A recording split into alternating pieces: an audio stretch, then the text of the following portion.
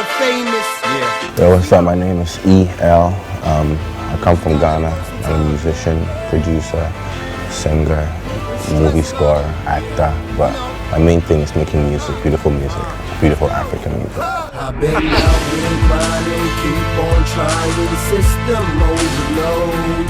Been through ups and downs, going round and round, can't make it on my own. EL is actually just a short form of my real name, which is Elom. Elom is an Ewe name. Ewe is a tribe in Ghana. Elom means he loves me. So just El is just the first part of Elom.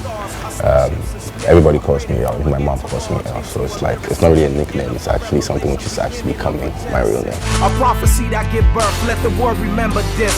Dad left me and my sisters since I was 7, and if he dies, who cares what the hell to heaven? Growing up, wow, I grew up in a pretty normal family, you know. One mom, one dad, one sister, one brother, you know, in a pretty basic, but kind of exciting neighborhood. My childhood was, you know, like this. One day it was very dull. The other day, you know, there's some stuff happening outside that you don't really get to see every day. So I had a really sheltered childhood, actually. I went to school, came back home, chilled. I had some friends, but one thing about my childhood was that I was very secluded from a lot of things that were happening in the outside world. So it was my dream to go out there and see all that stuff which was happening. So it was an exciting childhood. Inhale, let it go. Yeah. You just gotta inhale, let it go. Inhale, let it go. Inhale, let it go. Yeah, let's get it clear. Wow. For as long as I can remember, I've been doing music for over 15, 16 years now. When I was a kid, my parents enrolled me in piano school. And so I started learning how to play the keyboard, you know, but didn't really complete that, didn't really finish. I don't know, for one reason or the other, I wasn't really interested in that type of thing. But what I appreciate about that is it gave me the blueprint about how music is produced, how the dynamics of music, you know.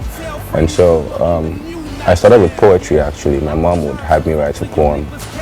By the time she got back home, I had a poem, one essay written out for her. So combining that with the knowledge of music, it was a very unconscious journey to where I am right now. So I've been doing music for a very, very long time. When I was in London, a couple of years ago, before I actually started producing music, I found a CD in a shop which was for music production. I didn't know that. I just bought it, took it home, started playing around with it, and then before I knew, I was producing music for my friends and stuff like that, and it grew from there. I got a question for you. Could you live my life if I gave you all the wrong decisions? Could you make them right? Could you sit tight and ignite the sick sight that the switch lights, just the win fights in the sick life? This is it, I've been Mike. Well, I actually didn't start with production. I started with rap because I was combining, I was writing poems and stuff, and before I knew it, I was writing rap as well. I used to listen to Biggie, Pac, Nas, name them, Talib Kweli, and the rest of them. So emulating that, you know, I needed to have beats. I needed to have beats to rap on, and nobody at the time was making the type of beats which we were looking for. So we decided to make the beats ourselves. When I say we, I was part of a group called Skillions, and we all had a same dream, you know, to make beautiful hip-hop music. So we decided to take it upon ourselves to start creating the beats and doing all that by ourselves. And so I didn't really start with production. I started with rap.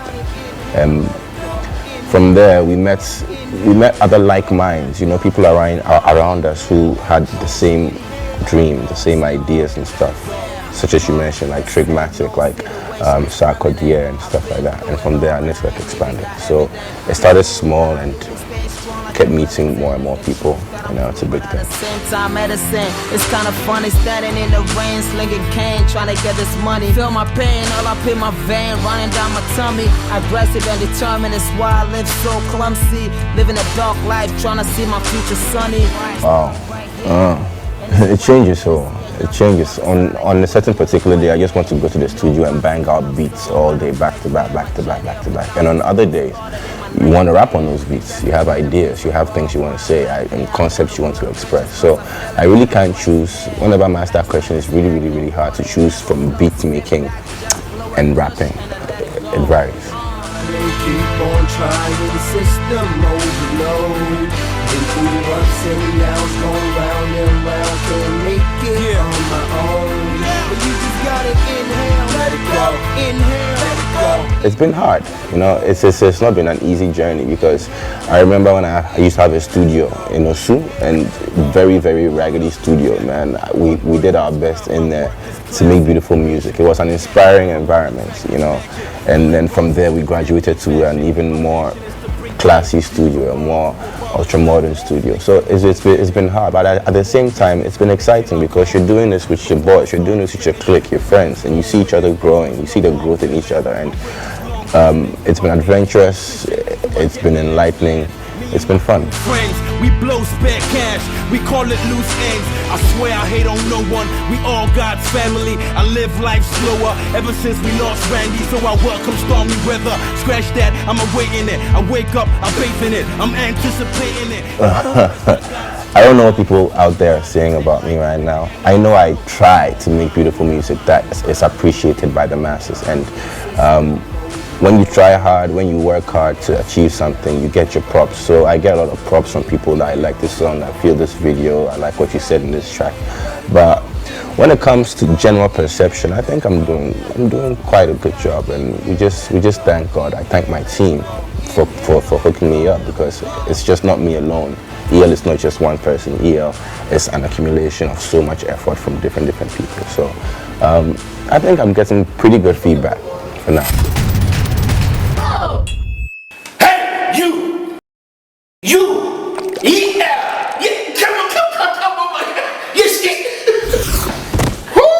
My life is entertainment. My life is making music. Actually, I've dedicated almost everything to, you know, to producing music, to this journey that me and my boys are on. And one thing I fear is to let the people around me, to let them down. So I dedicate most of my time to be, you know, finding new ideas, to be original, you know, to stay in the studio and think that, what's next? What's the next thing? What's the next big thing? What's gonna get them crazy again? So my personal life is what I like doing best. It's creating music. So I use most of my time to do what I like doing best, make music.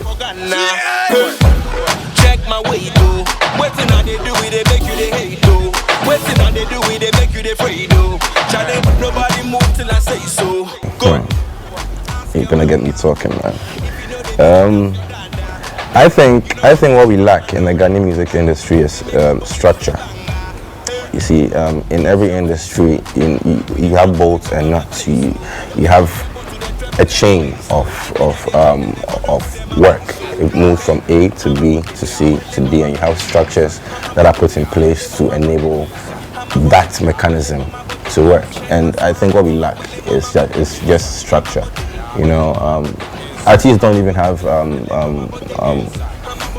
solid institutions that say, okay, this artist is doing well, let's push him in this direction. We don't have pension, we don't have so many things, so many basic things that every functioning occupational area should have. I don't think we have that. So that's just one thing. One thing which I think we do have in Ghana, which you haven't asked me, but I think we do appreciate, is that we are very unified. You know, we have each other's backs.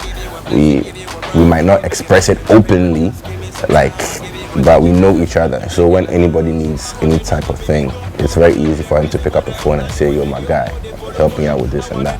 And we hold each other down in that way. But what we need is help from the powers that be to make our work worth it. Because at this point of time, even though we might cash a check or two, there are no institutions in place that are helping artists to grow.